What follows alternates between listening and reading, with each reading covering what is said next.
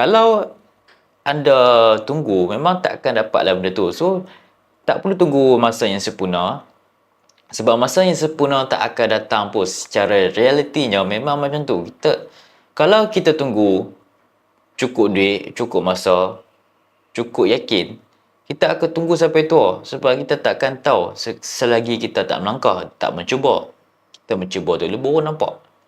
Orang yang berjaya takkan tunggu masa yang sesuai, okay? Dia takkan tunggu dia bersedia baru dia buat. Tak. Dia mulakan benda yang apa yang dia ada dulu. Dia tak tunggu perfect pun dia terus buat. Bayangkan 5 tahun dari sekarang lah. Itu yang boleh lebih baik lah, long term goal. Ada dua berkemungkinan. Yang pertama, hidup kita masih sama, atau yang kedua, hidup kita akan berubah sepenuhnya. Bezanya bukan nasib. Bezanya adalah keputusan kecil yang kita buat hari ini.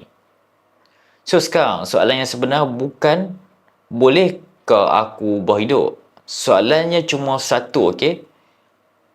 Kau kena mula atau kau kena tunggu lagi? Itulah kena tanya kat diri kita.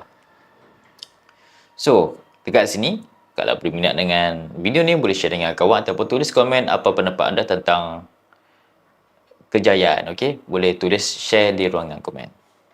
Let's go.